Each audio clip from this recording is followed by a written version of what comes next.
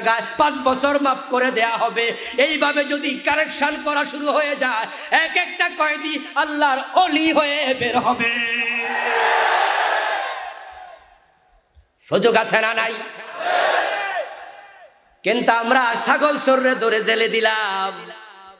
ছাগল চোর জেলখানায় যাইয়া দেখা হয়ে গেল বড় মোচওয়ালা একটার সাথে, ডোরা কাটা জামা। ওখানে বড় বড় শাস্তিপ্রাপ্ত আসামি আছে না নাই? এখন বড় মোচওয়ালা কয়, এই তুই কি নতুন? ছাগল চোর কয়, জি স্যার, কালকে আইছি।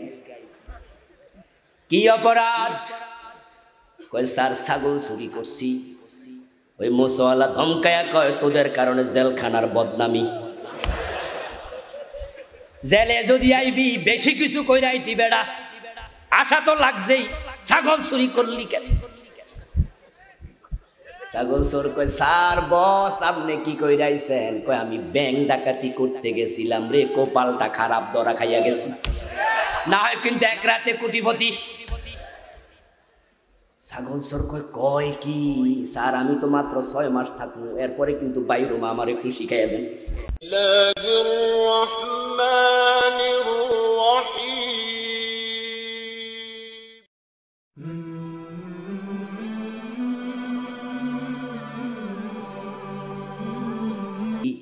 ওনাকে পিছনেই দাঁড়াতে হবে, কাউকে ধরে পিছনে এনে সামনে দাঁড়ানোর কোনো অধিকার নেই। ইসলাম চমৎকার এক ধর্মের নাম, সবাই সমান। হযরত ওমরের ছেলে আবু শামাম, উনি 80 বেত দিয়েছে, ছাড়ে নাই।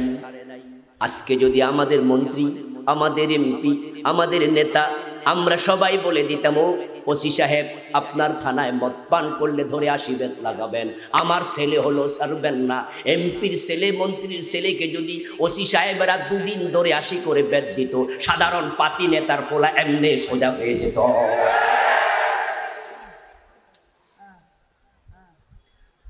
চুরি করেছে তাকে ধরে হাত কেটে দাও, হাত কেটে দাও, শান্তি এসে যাবে, শান্তি এসে যাবে। কিন্তু আমরা কি করলাম? আল্লাহর কোরআনকে আমরা ছেড়ে দিলাম। সমাজে কোরআনের আইন নাই, রাষ্ট্রের কোথাও নাই, আদালতে নাই, সচিবালয়ে নাই, গণভবনে নাই, বঙ্গভবনে নাই। কেন রে ভাই? কোরআন শুধু মসজিদ চালাতে আসে নাই, এই কোরআন গোটা দুনিয়া চালানোর ক্ষমতা কোরআনের আছে না নাই?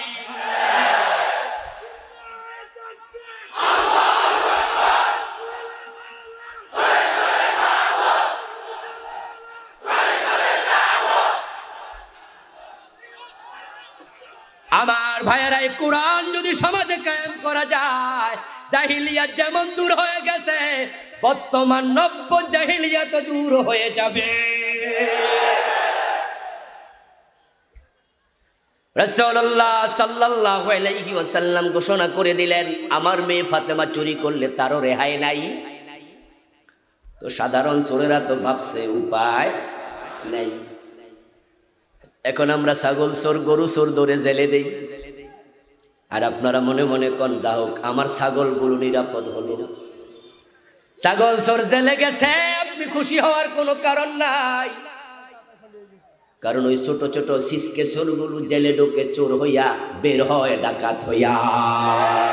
কারণ সৎসর্গে স্বর্গবাস, অসৎ সঙ্গে সর্বনাশ।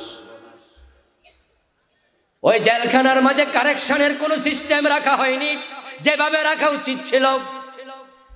ফেনীর জেলা কারাগারে যদি সকালবেলা 50 জন আলেম ঢুকায়া দিত, সন্ধ্যাবেলা আরো 50 জন ঢুকায়া দিত, 1 ঘন্টা করে কোরআন শিখাতো, হাদিস শিখাতো। কয়েদিদেরকে বলা হতো সশ্রম কারাদণ্ড। মানে কি? সশ্রম কারাদণ্ড মানে হলো জেলখানার ভিতরও তাকে দিয়ে কাজ করানো হবে। ওই কাজটা ঘটি বানানো, লোটা বানানো, মোড়া বানানো না দিয়া যদি কোরআন শিখানোর কাজ দেয়া হতো। যে ব্যক্তি কোরআন পারো না, জেলে যদি কোরআন শিখতে পারো, হুজুর পড়া নিয়ে সার্টিফিকেট দেবে, এই কয়েদি পূর্ণ কোরআন ভালো পারে, তাহলে তোমার 10-12 মাসের মাঝে 4 মাস করে মাপ। যারা 5 ওয়াক্ত নামাজ পড়বা, হুজুর সার্টিফিকেট দেবে 1 বছর। এক বছর লাগাতার 5 ওয়াক্ত নামাজ যে পড়বে তার জেল 6 মাস করে মাফ হয়ে যাবে। যে 10 পারা কোরআন মুখস্থ করবা তোমার জেল 10 বছরের জায়গায় 5 বছর মাফ করে দেয়া হবে। এইভাবে যদি কারেকশন করা শুরু হয়ে যায় এক একটা কয়েদি আল্লাহর ওলি হয়ে বের হবে। সুযোগ আছে না নাই? কিন্তু আমরা ছাগল চোররে ধরে জেলে দিলাম। ছাগল চোর জেলখানায় যাইয়া দেখা হয়ে গেল বড় মোচওয়ালা একটার সাথে, ডোরা কাটা জামা। ওখানে বড় বড় শাস্তিপ্রাপ্ত আসামি আছে না নাই? এখন বড় মোচওয়ালা কয়, এই তুই কি নতুন? ছাগল চোর কয়, জি স্যার, কালকে আইছি। কি অপরাধ? কয় স্যার ছাগল চুরি করছি। ওই মোচওয়ালা ধমকায়া কয়, তোদের কারণে জেলখানার বদনামি। জেলে যদি আইবি বেশি কিছু কইরা আইতি বেড়া, আশা তো লাগছেই, ছাগল চুরি করলি কেন? ছাগল চোর কয়, স্যার বস আপনি কি কইরা আইছেন? কয়, আমি ব্যাংক ডাকাতি করতে গেছিলাম রে, কপালটা খারাপ, ধরা খাইয়া গেছি, না হয় কিন্তু এক রাতে কোটিপতি। ছাগল চোর কয় কি স্যার, আমি তো মাত্র 6 মাস থাকবো, এরপরে কিন্তু বাইরো মা আমার একটু শিখাইয়া দেন। তাহাজ্জুদ ওয়ালার সাথে থাকলে তাহাজ্জুদ শিখা যায়, ঠিক না? কোরআন ওয়ালার সাথে থাকলে কোরআন শিখা যায়। আতরের দোকানে গেলে আতরের গন্ধ পাওয়া যায়, শুটকির দোকানে আতরের গন্ধ পাওয়া যাবে না। ওই যে শেখ সাদির কবিতা, সঙ্গীর গুণ বসিয়াছে মম মাঝে গো, নইলে কাদায় সুবাস কি এত পাইতে। কাদামাটি হাতে নিয়ে শেখ সাদি রাহেমাহুল্লাহ দেখেন তার মাঝে সুবাস। জিজ্ঞাসা করলেন, কাদারে তোর গায়ে সুবাস আসলো কোত্থেকে?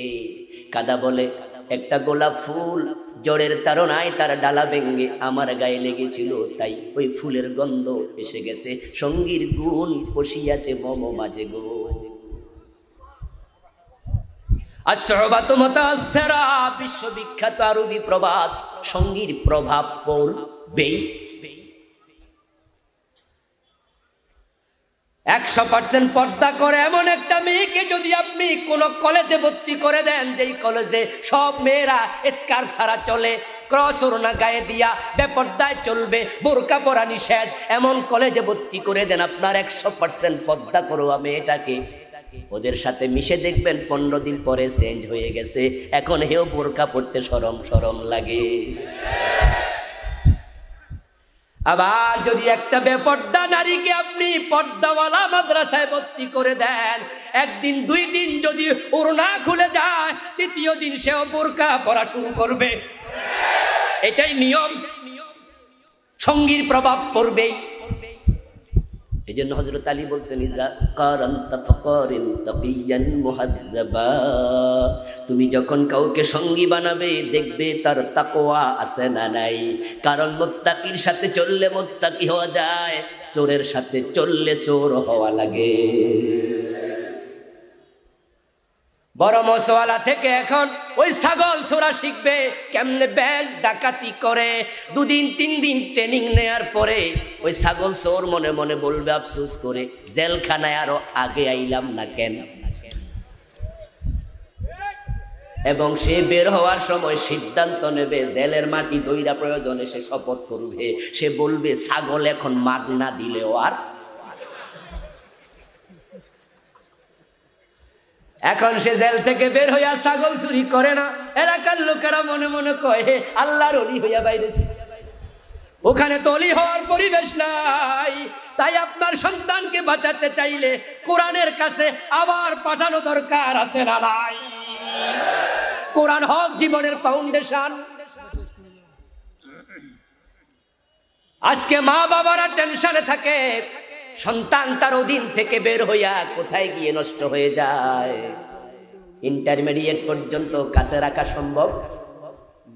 বাড়ির পাশের কলেজে পড়ুক, ফেনী সরকারি কলেজে পড়ুক, ইন্টারমিডিয়েট পাস করার পরে টিকলো জাহাঙ্গীরনগর বিশ্ববিদ্যালয়, টিকে গেল রাজশাহী ইউনিভার্সিটিতে। এখন কি আর বাড়িতে রাখা যাবে? এখন বাধ্য হয়ে তাকে ছাড়তে হবে। বুয়েটে ভর্তি হওয়ার সময় আবরার হত্যার মামলার আসামি 18টা ইঞ্জিনিয়ার, একটাও খুনি ছিল না, এক একটা হীরকখণ্ড ছিল। ঠিক কিনা? ঠিক কিনা? দেশের সেরা মেধাবী। যখন আমি ওদিকে যাই কখনো কোনো কাজে, দেখি বুয়েটের ছাত্ররা ছুটি হয়েছে, বিকাল বেলায় হাঁটতেছে, পাশে তো আবার মেডিকেলের ছাত্রছাত্রীরা পরন গায়ে হাঁটতেছে। তখন মনে মনে বলি, দেশের সেরা মেধাগুলো হাঁটছে, ডাবল গোল্ডেন এ প্লাস পেয়েছে, তারপরও বুয়েটে টিকে না এমন আছে না নাই? বুয়েটে যারা টিকে দেশের সেরা মেধাবী। কিন্তু কয়েকদিন পরে দেখলাম আবরারকে পিটাইয়া সাপের মতো মারলো তার কিছু বন্ধু, তার ক্লাসমেট, এক বেশ সিনিয়র এক বেশ জুনিয়র। এত নির্দয় ভাবে মারলো, 1-2 মিনিট 1-2 ঘন্টা না, 6 ঘন্টার উপরে পিটাইলো। তাদের কলিজার মাঝে সামান্য ভালোবাসা নাই। আমি তো অবাক হই, আমরা যদি ভাত খাইতে বসি দেখি ভাতের যে মার, ওই মারটা একটু গাঢ় হয়ে যায়। একটা ছোট্ট মুরগির বাচ্চা যদি ভাতের মারে পড়ে ডুবতে থাকে, কষ্ট পায়, আমরা কিন্তু খানা বন্ধ কইরা তারে বাঁচাতে যাই। ঠিক না? রাস্তার পাশ দিয়ে হেঁটে যাচ্ছেন, যদি একটা কুত্তার বাচ্চাও পানিতে ডুবে মরতে থাকে, বিড়ালের বাচ্চা পানিতে ডুবে যায়, আমরা কিন্তু হাঁটু পানিতে নামতে দ্বিধা করি না। যেখানে মুরগির বাচ্চা মাল মরলে আমরা আগে যাই, কুকুরের বাচ্চাকে বাঁচাতে যাই। একটা কলেজে ভার্সিটি পড়ুয়া তার বন্ধু কেমনে এরকম পিটায় মারলো, 18টা আজকে মামলার আসামি। জীবন ইঞ্জিনিয়ার হওয়ার স্বপ্নটা শেষ হয়ে গেল। পত্রিকায় পড়লাম, টেলিভিশন সাক্ষাৎকারে দেখলাম, ওই 18 জনের একজন হলো জয়পুরহাটের 5 বিবির একটা ছেলে। সাংবাদিক তার বাবার সামনে ক্যামেরাটা অন করে কথা বলার জন্য মাউথপিস পিছা গায়া প্রশ্ন করে, আপনি কি জানেন আপনার ছেলে খুনি? বাবা চিৎকার দিয়ে বলে, বলো কি? আমি তো ঠেলা গাড়ি চালাই এখনো। তার মা মুরগির ডিম বিক্রি কইরা, হাঁসের ডিম বিক্রি কইরা টাকা জমায়, স্বপ্ন ছিল ছেলে ইঞ্জিনিয়ার হবে, আমাদের দুঃখ গুছে যাবে। তোমরা বলো ছেলে বুঝি খুনি হয়েছে? ঢাকা মেডিকেলে যখন ভর্তি হয়, সে নাস্তিক হয়ে ভর্তি হয় নাই। নামগুলোর দিকে তাকালে বোঝা যায় বাবা ভালো মুসলমান ছিল। যারা আজকে মদখোর হয়ে যাচ্ছে, হত্যা সন্ত্রাসে আজকে শেষ হয়ে যাচ্ছে, কেন রে ভাই? আমি যেটা বলি, কারণ শোনো, কারণ হলো তাদের হাতে তোমরা কোরআন তুলে দেও নাই, দেও নাই, দেও নাই। যেই হাতে কোরআন ওঠে ওই হাতে মদের বোতল উঠবে না।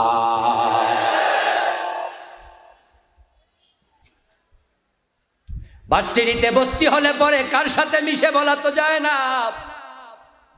কোন ভদ্র বাবার পক্ষে সন্তানকে মোবাইলে কল করে প্রশ্ন করা সাজে না যে বাজান তুই কি আজকে মদ খাইছত নি?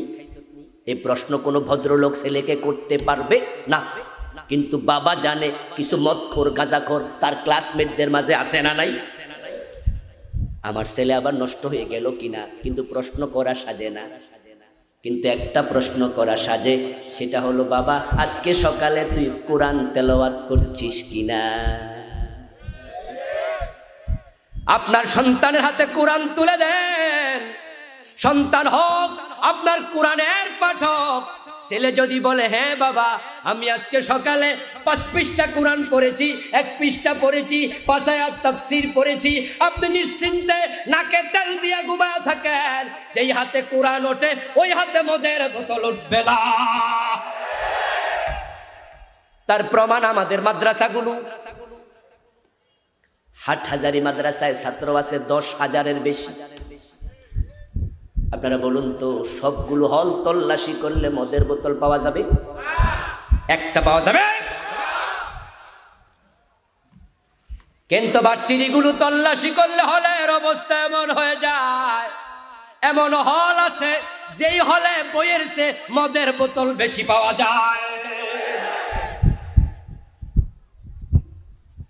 কওমি আলিয়া ইউনিভার্সিটি সবগুলো অঙ্গনে আল্লাহ যাওয়ার সুযোগ দিয়েছে। ঢাকা ইউনিভার্সিটি থেকে পিএইচডি কমপ্লিট করেছে। এগুলো স্পষ্ট চোখের সামনে দেখা। আমার বন্ধু রাতের 1টা বাজে, গার্মেন্টস ছুটি হয়েছে, কোন একটা সুন্দরী যুবতী গার্মেন্টস কর্মী রাস্তা ধরে যাচ্ছে হাটহাজারী মাদ্রাসার পাশ দিয়া। পিছন থেকে কয়েকটা দুষ্ট ইফতেজার মেয়েটার পিছু নিয়েছে। ওই সুন্দরী ললনা, এত রাতে কোথায় যাও বলে বিভিন্ন রকমের টিচ করছে। মেয়েটা বুঝেছে খারাপের পাল্লায় পড়ে যাচ্ছি, তাই তাড়াতাড়ি হাঁটা শুরু করেছে। পিছন দিয়ে কোনো একটা দুষ্ট ওড়না ধরে টান মেরেছে। মেয়েটা বুঝেছে বাঁচলাম না বুঝি, চলে গেল ইজ্জত, তাই চিৎকার দিয়ে বাঁচাও বাঁচাও করে দৌড়াতে দৌড়াতে হাটহাজারী মাদ্রাসার গেটের ভিতরে ঢুকে গেছে। দুষ্টগুলো টেনে ওড়নাটা নিয়ে গেছে, কিন্তু মেয়েটাকে ধরতে পারে নাই।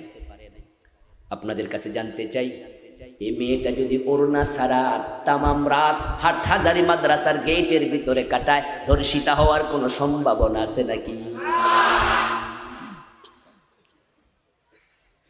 বরং যদি কোনো যুবক দেখে আমার ভোর ওড়না ছাড়া ওই গেটের ভিতরে বাঁচাও বাঁচাও বলে চিৎকার দিয়ে ঢুকেছে, আমি বিশ্বাস করি না, শুধু আল্লাহর কসম করে বলতে পারি মাথার পাগড়ি খুলে তার ওড়না বানায়া দেবে।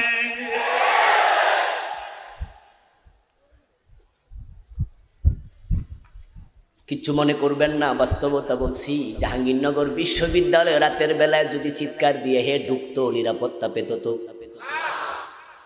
100 জন দর্শন করে সেঞ্চুরি পালন করেছে। ঢাকা ইউনিভার্সিটির ভিতরে ওই বাদর রাতের বেলায় তার গায়ের কাপড়টা হারিয়ে ফেলেছে। হাজার পোলাপানের সামনে কাপড় কেড়ে নিয়েছে।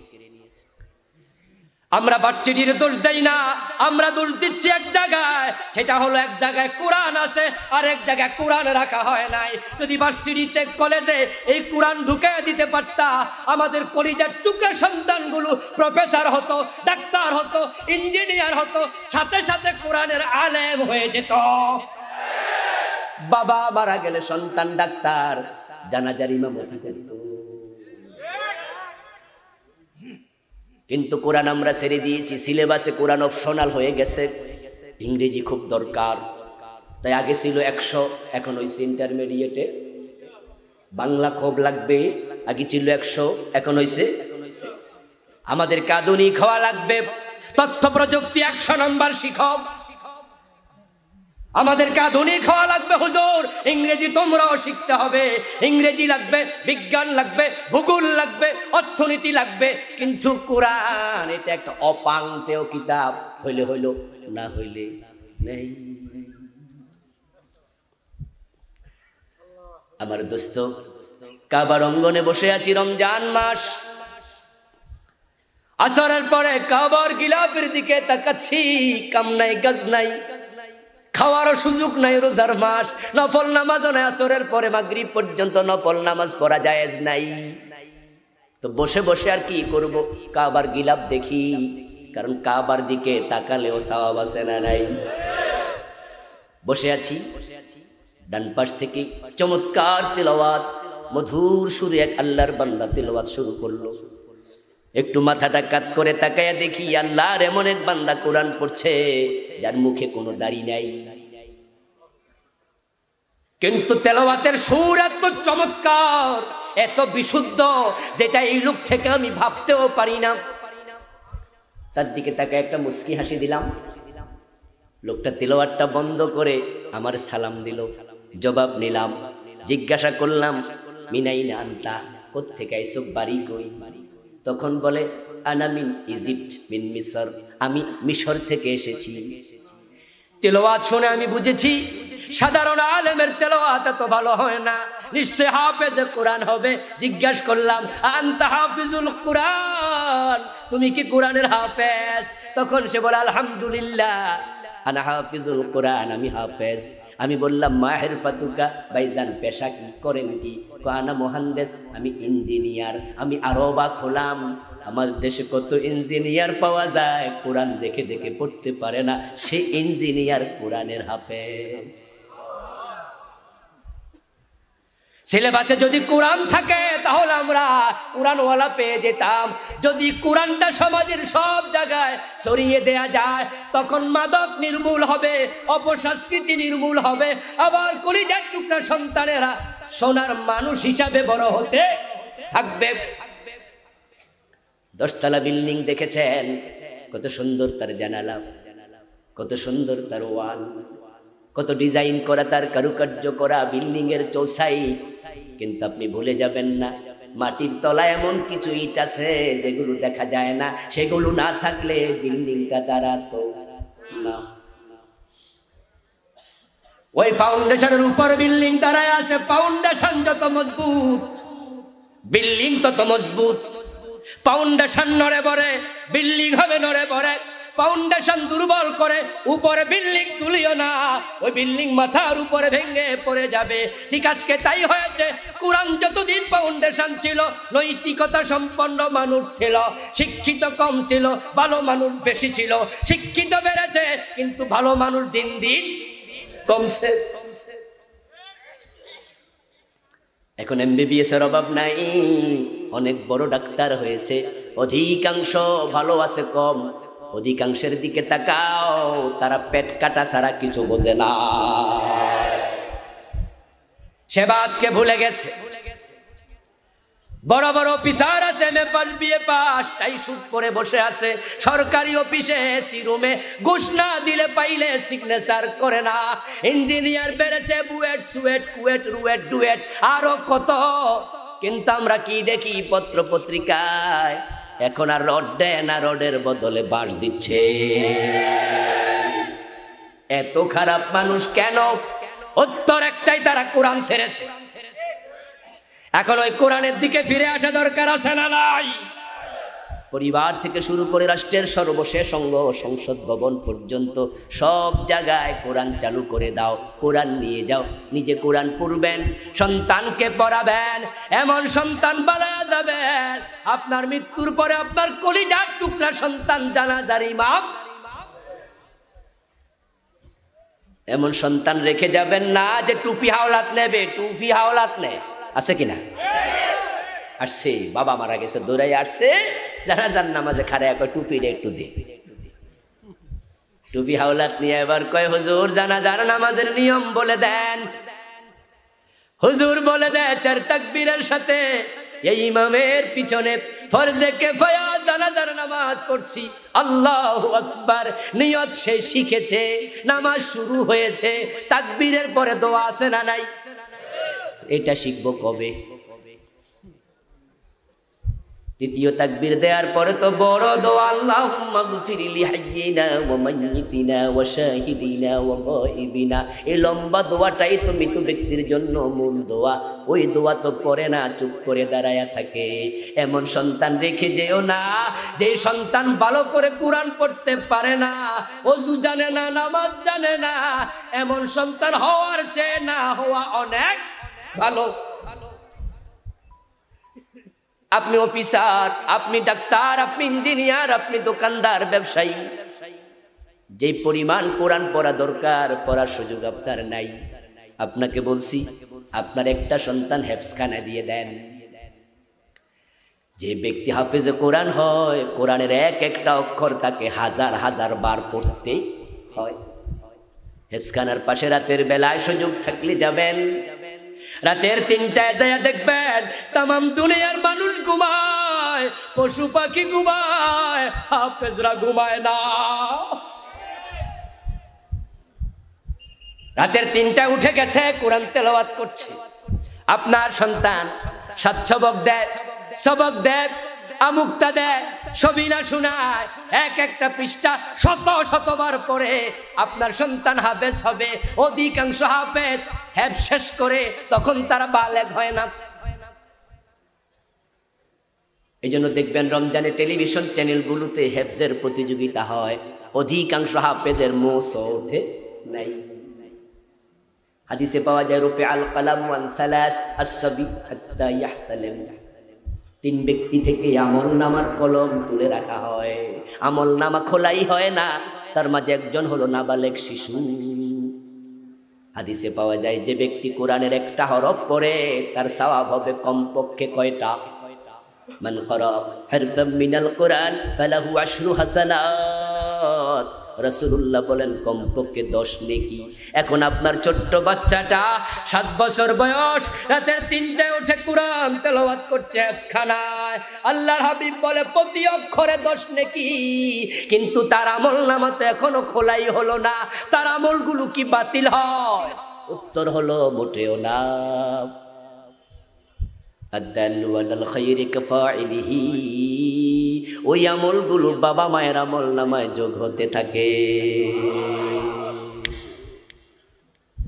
আপনি ব্যবসা প্রতিষ্ঠানে বসে আছেন, আমলনামা চলছে সওয়াব। আপনি রাতের বেলা ঘুমাচ্ছেন, আপনার কলিজার টুকরা সন্তানের কারণে চলছে সওয়াব। আপনি মরে যাবেন, ওই আপনার সন্তানের কারণে হাসরের ময়দানে নূরের টুপি আল্লাহ দেবে, এমন বাবা আছে না নাই? আপনি তার একজন হবেন। এজন্য আসুন বন্ধু, কোরআনটাকে আমরা বুকে জড়িয়ে ধরে সামনে আগাতে থাকি। ব্যক্তিগত জীবনে মানব, পারিবারিক জীবনে মানব, রাষ্ট্রীয় জীবনে মানব, আন্তর্জাতিক বলয়ে মানব। কোরআন দিয়ে শুধু মসজিদ চালাতে চাই না, আমরা কোরআন দিয়ে দেশটাও চালাতে চাই। আল্লাহ তৌফিক দান করুক, সবাই বলি আমিন। হাদা মা ইনদি ওয়াল ইলমু ইনদাল্লাহ আলাইহি।